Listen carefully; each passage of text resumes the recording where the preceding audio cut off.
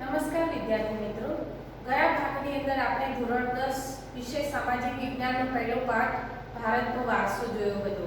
તેમાં છેલ્લે આપણે પ્રાકૃતિક વારસો અને સાંસ્કૃતિક વારસો કોને કહેવાય એ મુદ્દા ઉપર ચર્ચા બાકી હતી. તો જોઈએ આપણે કે પ્રાકૃતિક વારસો એટલે શું, પ્રાકૃતિક વારસો કોને કહેવાય. તો પ્રાકૃતિક વારસો એટલે કુદરત દ્વારા આપણને જે પણ કાંઈ મળ્યું છે, કુદરત દ્વારા જે વસ્તુનું નિર્માણ થયું છે તેને પ્રાકૃતિક વારસો કહેવામાં આવે છે.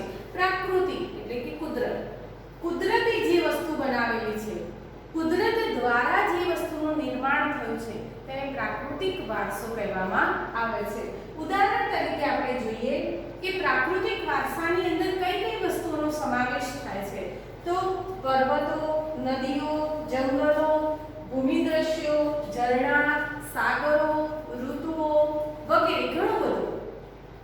આ બધી જ વસ્તુઓનો સમાવેશ એ પ્રાકૃતિક વારસાની અંદર થાય છે. પ્રકૃતિ એટલે કે કુદરત પાસેથી જે પણ કંઈ આપણને મળ્યું છે, જે વસ્તુનું સર્જન એટલે કે બનાવટ જે કુદરતે કરી છે એને પ્રાકૃતિક વારસો કહેવામાં આવે છે. જોઈએ કે પ્રાકૃતિક વારસાની અંદર માણસ જ્યાંથી જન્મ લીધો ત્યારથી પ્રકૃતિ સાથે, પર્યાવરણ સાથે જોડાયેલો છે, નિકટનો સંબંધ છે, એટલે કે ખૂબ જ નજીકનો સંબંધ છે. પ્રાકૃતિક વારસો એ કુદરતની ભેટ છે. ભારતનો પ્રાકૃતિક વારસો વિશિષ્ટ અને વૈવિધ્યસભર છે. જેમ કે ઊંચા પર્વતો, નદીઓ, ઝરણા, સાગરો, લાંબા દરિયા કિનારા, વિશાળ ફળદ્રુપ મેદાનો, ખીણ પ્રદેશો, રણોનો સમાવેશ વગેરે પ્રાકૃતિક વારસામાં થાય. જીવજંતુઓ, ઋતુઓ, પ્રાણીઓ, પંચતંત્રની વાર્તાઓ, બૌદ્ધની ધર્મ જાતક કથાઓ, આ બધી જ વસ્તુઓ પ્રકૃતિ સાથે જોડાયેલી છે. આપણા ગીતો, તહેવારો, કવિતાઓ, ચિત્રોમાં પ્રકૃતિ અને ઋતુચક્રનું નિર્માણ થયેલું છે. આયુર્વેદ એ પણ આપણા પ્રકૃતિનો એક ભાગ છે. કારણ કે જંગલની અંદરથી આપણને આયુર્વેદિક દરેકે દરેક વસ્તુ મળી આવે છે અને એટલા માટે આયુર્વેદ, નૈસર્ગિક દવાઓ, આ બધી જ વસ્તુઓ એ પ્રકૃતિ સાથે જોડાયેલી છે. તો પ્રાકૃતિક વારસો કોને કહેવાય એ વસ્તુ તમને સ્પષ્ટપણે ખ્યાલ આવી ગયો હશે કે પ્રકૃતિ એટલે કુદરત અને કુદરતે જે વસ્તુનું નિર્માણ કર્યું છે તેને પ્રાકૃતિક વારસો કહે છે. જે આપણને ભગવાન પાસેથી મળી છે તેને પ્રાકૃતિક વારસો કહેવામાં આવે છે. હવે પ્રાકૃતિક વારસાની અંદર પણ 4 ભાગ પડે છે. તો એનો પહેલો ભાગ છે ભૂમિ દ્રશ્યો.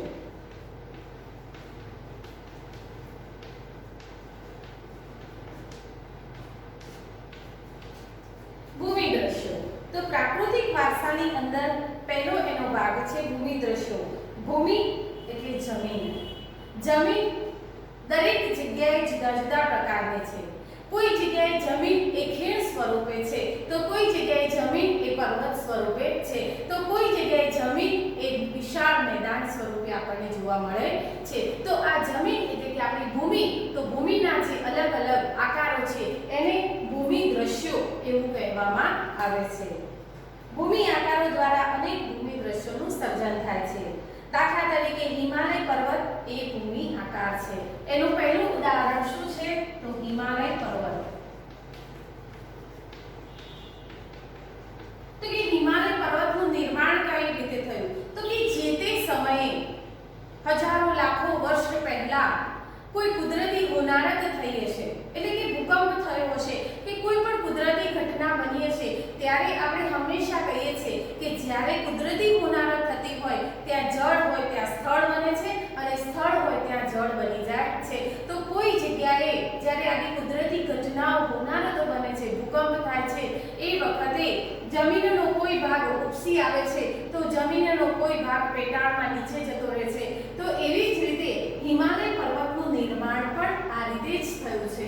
તો એ પણ આ ભૂમિ દ્રશ્યનું એક ઉદાહરણ છે. હિમાલયમાં અનેક પ્રકારની ઉપયોગી વનસ્પતિ, ખનિજો, અવનવા પશુપંખી અને શિખરો બરફથી છવાયેલા રહે છે.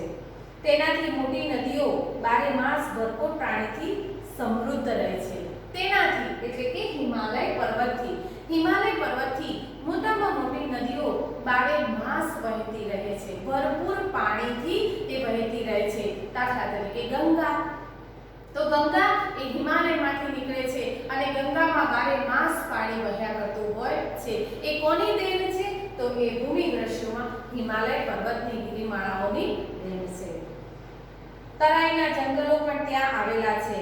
હિમાલયમાં અમરનાથ, બદ્રીનાથ, કેદારનાથ જેવા યાત્રાના સ્થળો પણ આવેલા છે.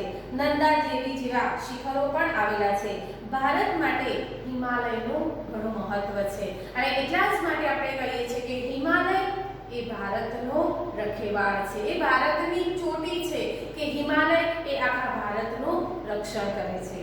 ત્યાર પછી એનો બીજો આકાર છે નદીઓ.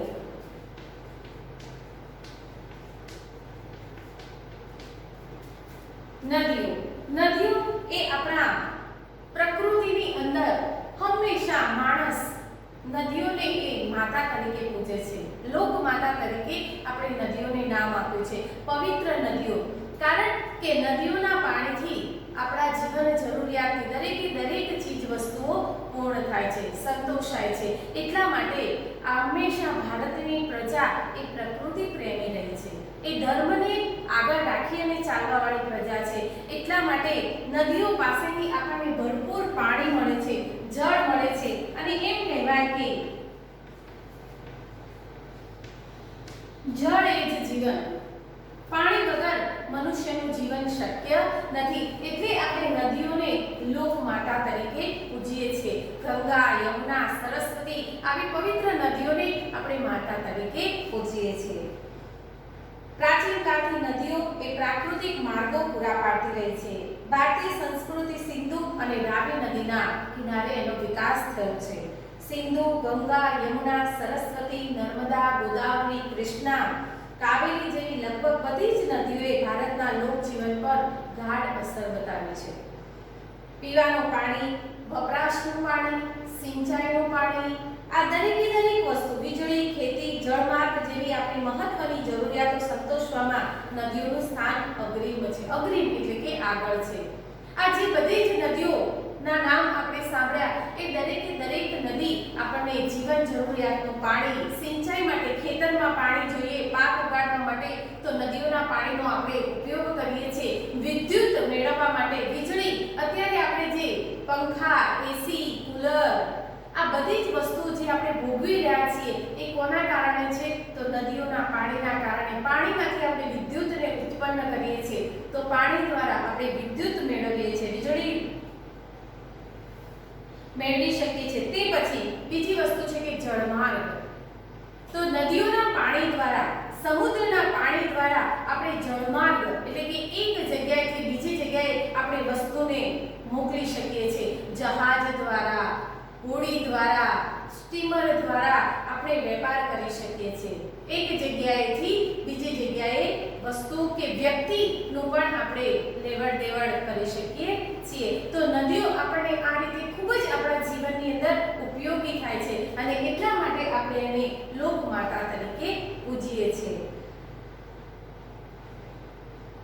ભારતીય સંસ્કૃતિ હંમેશા નદીઓના કિનારે વિકાસ પામી છે. નદીઓ એ જરૂરિયાતો સંતોષવામાં આગળનું સ્થાન ધરાવે છે. તે ઉપરાંત નદીઓના માટીથી આપણે કઈ વસ્તુઓનું નિર્માણ કરીએ છીએ. તો માટીના વાસણો, મકાનો, લીંપણ તથા ઉદ્યોગોના વિકાસ માટે પણ માનવીએ નદીના પાણી ઉપર આધારિત રહેવું પડે છે. ઉદ્યોગનો વિકાસ કરવો હોય, ઉદ્યોગમાં પણ પાણીની જરૂર પડે છે. માટીના વાસણો, તો માટીના વાસણોનો જે આપણે જૂના જમાના એટલે કે પ્રાચીન સમયથી માટીના વાસણો નાના બનાવી અને આપણે એનો વેપાર દ્વારા ઉપયોગ કર્યો છે. તો એ નદીઓની માટીનો લઈ અને આપણે આ વાસણો બનાવીએ છીએ, માટલા બનાવીએ છીએ, નાની કુલડીઓ બનાવીએ છીએ. દિવાળીની અંદર આપણે જે દીવા પ્રગટાવીએ છીએ કે જેનાથી આખું જગત, આપણું ઘર કે આપણું ગામ કે આખું વિશ્વ કે શહેર જેનાથી જળાહળ થાય છે, એવા માટીના કુંડા પણ આપણે નદીઓની માટીમાંથી બનાવીએ છીએ. એટલે નદીઓ આપણને કેટલી રીતે ઉપયોગી છે એ અહીંયા આપણે સમજવાનું છે.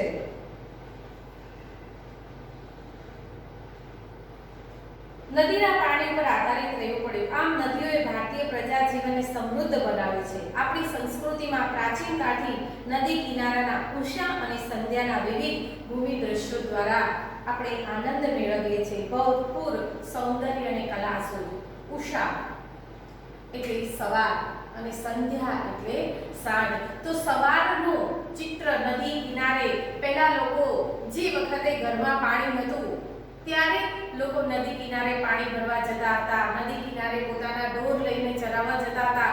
સવારનો સૂર્ય ઉગતો હોય, લોકો ઋષિ મુનિઓ નદી કિનારે જઈ નદીમાં સ્નાન કરી અને સુંદર મજાનું પવિત્ર સંસ્કૃતના શ્લોકોનું ગાન કરતા હતા. આ બધું જે જોવાનું સરસ મજાનું દ્રશ્ય છે એ નદીના કિનારે સવારે આપણને જોવા મળે છે. અને સાંજની સંધ્યા કે જ્યારે સૂર્ય ડૂબે છે અને એ સૂર્યના કિરણો જ્યારે નદીના પાણીમાં પડે છે ત્યારે એવું લાગે છે કે જ્યારે નદીનું પાણી આખું સોના વર્ણનું બની ગયું હોય. આવા દ્રશ્યો એ નદી કિનારે આપણને જોવા મળે છે. એનાથી આપણને આનંદ પ્રાપ્ત થાય છે અને એક કલા પણ આપણી અંદર ઉપસે છે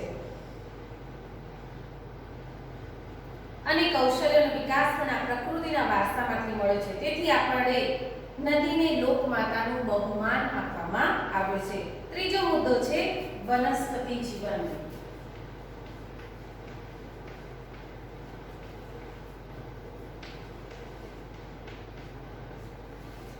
પ્રાકૃતિક વારસાની અંદર પહેલો મુદ્દો છે ભૂમિ દ્રશ્યો, બીજો છે નદીઓ અને ત્રીજો છે વનસ્પતિ જીવન. તો ભારતની પ્રજા આદિ સમયથી પર્યાવરણ પ્રેમી રહી છે, જેની સાક્ષી તેનો વૃક્ષ પ્રેમ, પુષ્પ પ્રેમ અને છોડવાઓ પરત્વેનો આદર સૂચવે છે. આપણને ગુલાબનું ફૂલ ગમે છે, મોગરાનું ફૂલ ગમે છે, જાસૂદનું ફૂલ ગમે છે. આ શું બતાવે છે? તો આ પુષ્પ એટલે કે ફૂલ પ્રત્યેનો પ્રેમ છે, જેનાથી આપણે આપણા જીવનને સુવાસિત બનાવીએ છીએ.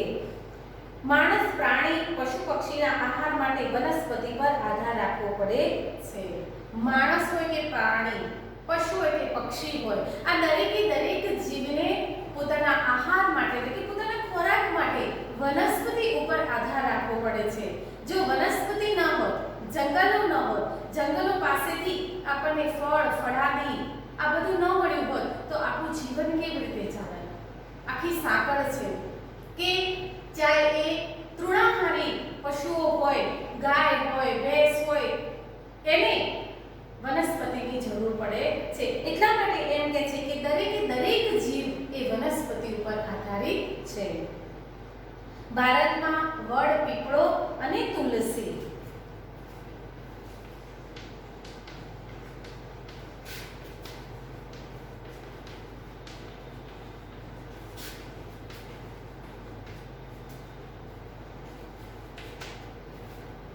ભારતની અંદર હંમેશા કહ્યું છે કે ભારતની પ્રજા એ પર્યાવરણ પ્રેમી રહી છે, પ્રકૃતિ પ્રેમી છે, વનસ્પતિ પ્રેમી છે અને એટલા માટે જ આપણે વડ, પીપળો અને તુલસીને પવિત્ર માનીએ છીએ. એની પૂજા કરીએ છીએ. આપણે વડની પૂજા, વડ સાવિત્રીના દિવસે બહેનો એ વડની પૂજા કરે છે અને પોતાના પતિના લાંબા આયુષ્ય માટેની કામના કરે છે.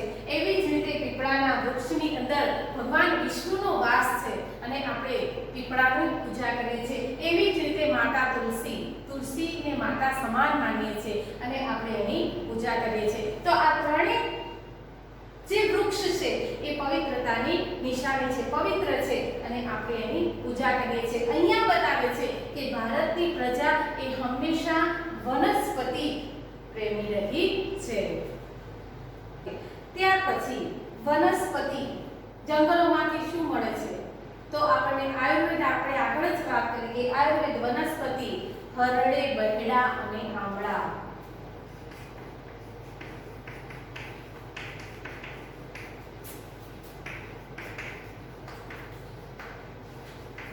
હરડે, બહેડા અને આમળા એ ઔષધ છે જે આપણે ઘરની અંદર જ્યારે બાળક નાનું હોય કે કોઈ પણ વ્યક્તિ હોય તો જ્યારે માણસ જન્મે છે ત્યારથી એને આ ત્રણ વસ્તુઓની જરૂર પડે છે કે ભાઈ બાળક જન્મ્યું છે તો એના પેટમાં ન દુખે એટલા માટે એને હરડે ઘસીને પાવ. એનું કોઠું મજબૂત બને છે, એનો કોઠો મજબૂત બને છે. એટલા માટે આ આપણી મુખ્ય ઔષધિ છે. તો જંગલો પાસેથી, વનસ્પતિ પાસેથી આપણને શું મળે છે? તો કે હરડે, બેહડા અને આમળા જેવા આપણને ઔષધિઓ મળે છે. ત્યાર પછી કુંવરપાઠું, અરડુસી, લીમડો વગેરે ઔષધિઓ તથા ફૂલોની અંદર મોગરો, ગુલાબ, કમળ, ડમરો, સૂરજમુખી, ચંપો, નિશાગંધ, જુઈ વગેરે જેવા પુષ્પોએ માનવ જીવનને ખૂબ સુંદર, સુવાસિક, નિરામય અને સમૃદ્ધ બનાવ્યું છે. પ્રાકૃતિક વારસાનો ચોથો મુદ્દો છે વન્ય જીવન.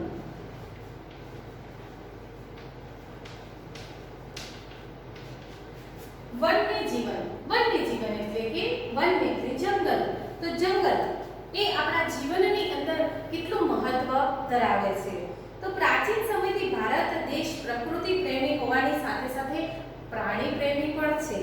વાઘ, સિંહ, હાથી, ગેંડો, શિયાળ, રીંછ, હરણ, રોજ, સાબર, સસલા, અજગર, સાપ, નાગ દરેક પ્રકારના પ્રાણીઓ એ આપણને જંગલોમાં મળી આવે છે. વિશ્વમાં એશિયાઈ સિંહો માત્ર ગુજરાતના ગીરના જંગલોમાં આપણને જોવા મળે છે. આ વસ્તુ ખાસ મિત્રો ધ્યાન રાખજો, આ પ્રશ્ન પૂછાયો છે કે એશિયાઈ સિંહો આપણને ક્યાં જોવા મળે છે? તો ગુજરાતના ગીરના જંગલમાં આપણને એશિયાઈ સિંહો જોવા મળે છે.